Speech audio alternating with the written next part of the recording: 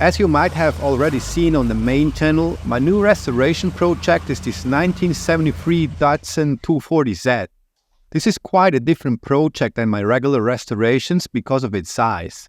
Therefore, I decided to split this whole project into a few episodes on the main channel and also some spin-off videos on the second channel, like this one. This is a Datsun 240Z, or 240Z like Americans say it. It's a 1973 model built in November 1972. This car was driven in Los Angeles, California and only had one owner before me. It still had an original California blue plate on it and the car's registration expired in 1983, so it was not driven anymore at least for 40 years. For all those years it sat in a garage in California until its owner died, rest in peace.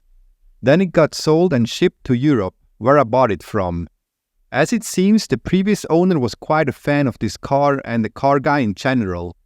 There are quite a few modifications and upgrades made.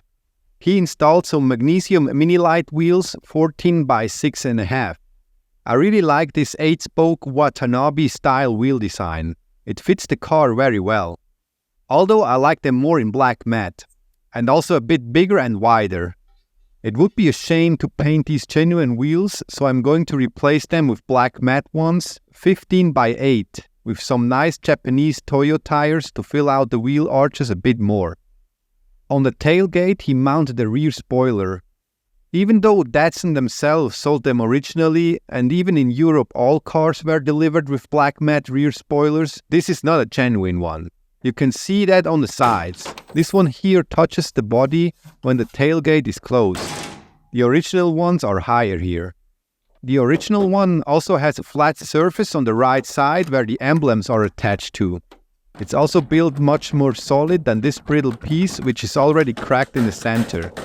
I really like the look of the car with the rear spoiler and I'll definitely keep that design. I'm not sure yet if I want to paint it in black matte or in the car's color. What do you think? He also added these louvers on the tailgate window. These are held in place by the window seal and also some double-sided tape on the side. It's made out of sheet metal. This is also a cool design feature which I really like the look of, but I'm not going to put the louvers back on the car. And even if I change my mind, it can always be installed later very easily. As far as I know, this rear panel was always painted in a dark grey with a satin finish when it came from the factory. It had the same color as the original hubcaps. That means that the previous owner painted this in car color. I really like the rear view of this car and especially the matte look of this rear panel, so I'm definitely going to paint this in the original color. The exhaust has this big trumpet-like end piece on. This definitely needs to go, as it is not allowed in Switzerland to have the exhaust sticking out further than the rear bumper. Talking about the rear bumper, well, as you can see, it is missing, and even though the car looks very cool without the bumper, I'm definitely going to install one again. I want to have a slightly modified one without the rubber pieces along the edges and the horns. And the side markers have the BRE logo on them, although it looks like it's just a sticker. Only the US version had the front and rear side markers. These are no indicators, by the way. They light constantly. The European versions had them only in the front, but the Australian version of the 240Z did not have any of the side markers. As I really like the clean look of that, I'm going to remove and close all the holes. There were also quite some upgrades done to the interior. At first you can see that this is not the original steering wheel. He replaced it with a Motolita steering wheel. I really like the design of it with this big ring and the nice slotted screws around it. It became a little rough over the years, but I'll definitely try to restore it and keep it in the car. On the center console you can see a different radio with cassettes. As much as I like the look of that radio, it does not fit properly and also the face of it seems to be cracked. I thought it would be really cool if it would be possible to upgrade it with Bluetooth. Make a fitting face and keep this look. And if it's not possible, then I just need some cool music on cassettes. The sound system has also been upgraded with 2 additional speakers in the rear. I'm definitely going to remove these 2 as they need to be unscrewed to get access to the spare wheel, and just add some modern speakers behind these covers. In the glove box there was also an equalizer installed. I heard these were quite common to have back in the day along with another radio to adjust the bass and such. This will definitely get kicked out of the car. With the radio question also comes the antenna. Originally, the antenna extended once you turn on the radio. I guess this feature doesn't work anymore with the new radio. I'm not sure yet if I should keep the antenna, install a hidden switch or connect it to the new radio to extend, or if I should just remove it completely and close the hole in the chassis. What do you think? When we keep our eye in the center console just below the radio, we can see the control unit of an air condition. Although they were not original from the factory, they were a quite common upgrade in Californian cars due to the warm weather. These ARA units were very poorly fitted by the car dealers. They punched hole in the firewall and didn't care about rust protection or sealing. I've also found out that they worked very badly, if they even did, because they break a lot. Since I'm more an open window driver than an AC guy, I'm definitely going to remove this unit from the car. I'm just hoping I can restore the center console to make those additionally drilled holes disappear. But as you can see, this piece also needs a bit more repairs as it is cracked in a few spots, and also these two screws are not original. These are coming from the jog lever.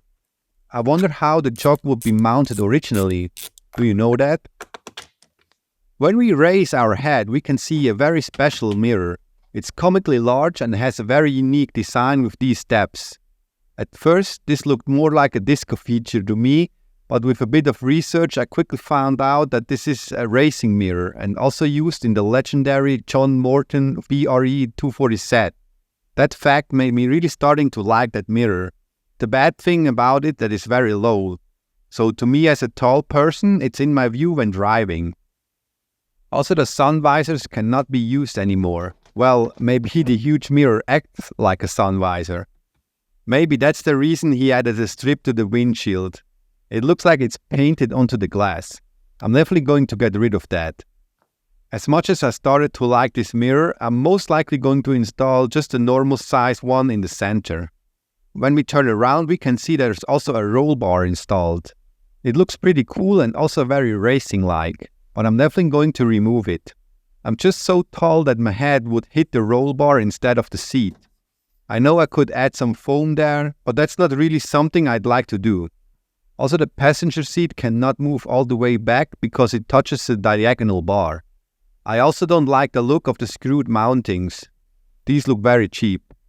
So this will definitely go for a smoother and cleaner, more classic look. Now let's get out of the car and take a look at the engine. At first glance, the triple Weber carburetors catch your attention. They look pretty cool, especially with these new shiny aluminium funnels. They have been added by the seller I bought the car from. He had to change and replace quite some parts to get the car running again after being parked for almost 40 years. As cool as these funnels may look right now, I might need to add some kind of a mesh or filter to them so no dirt can enter the engine right there. I also have the original carburetors, but I'll definitely keep the Webers. I just need to solve the funnel problem and also add a heat shield between the carbs and the exhaust right underneath it. Otherwise, the rising heat from the exhaust can cause problem in the carbs. Talking about the exhaust, we can also see that there's another one installed. I'll definitely keep that one too, but I also still have the original one along with it.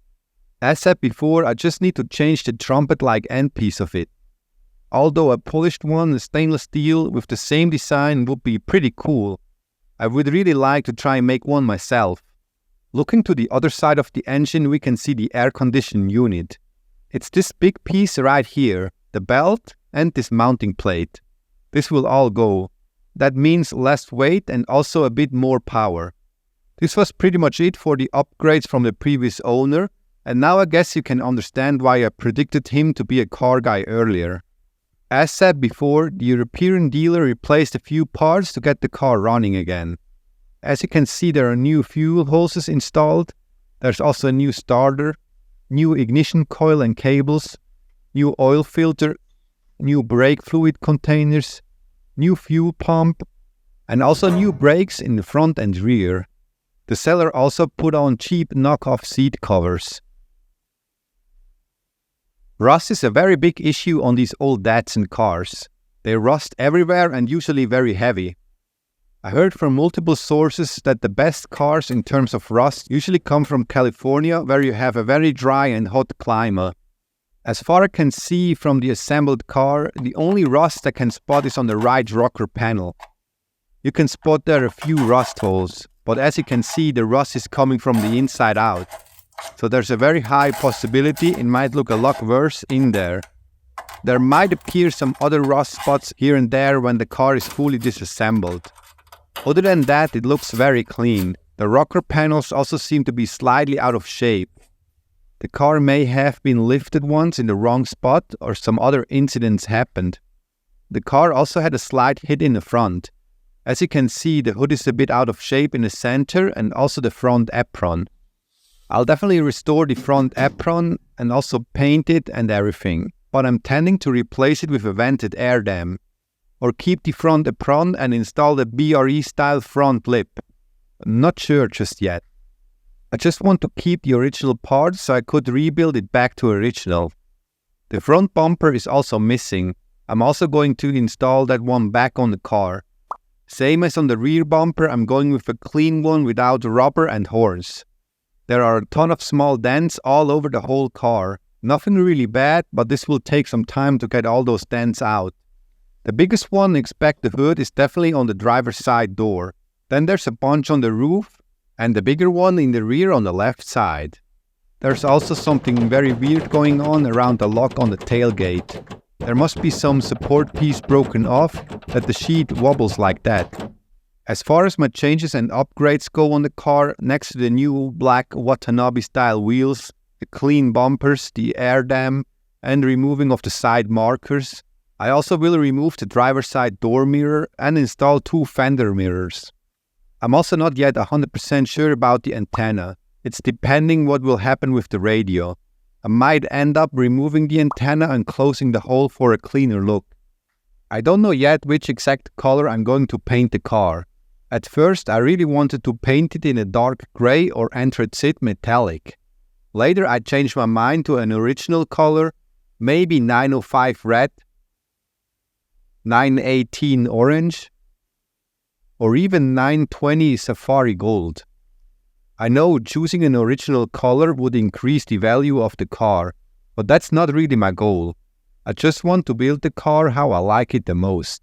I just want it to look cool and looking great with the chrome details of the fender mirrors, bumpers and window trims. And also the black matte wheels. What do you think?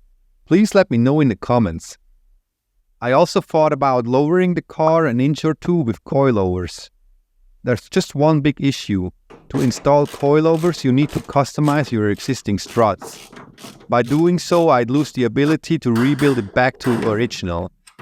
Therefore, I'm currently looking to buy used struts, front and rear, for the 240Z to modify them into coilovers.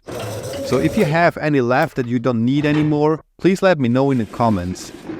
This way I could keep my original struts, restore them and keep them for the case to rebuild it back to original and remove the coilovers again. Also feel free to hit me up if you have any other leftover parts that you don't need anymore. Something I really dislike on the car is a diamond shape interior. It looks very cheap and most likely was just that when it was produced back in the day. I don't know exactly what I want to do with it, but I think something like a nice and clean carpet or leather would look pretty nice. I'm not sure just yet, but I'll have plenty of time to think about that and collect ideas. So if you have any suggestions, please drop them in the comments. As well as other suggestions, opinions and other stuff. I'm open for everything, and if there are good points or reasons, I'm also willing to change my mind about certain points I mentioned in this video. Nothing is fixed just yet. And again, also if you have set parts you don't need anymore, please let me know. As you know from the first episode of this restoration on the main channel, the car is currently completely disassembled and I'm working now on the body. Fixing all dents, repairing all the rust, stripping all the paint and repaint all the parts again. So this might take a while until the second episode gets published, so definitely stay tuned. Thanks for watching.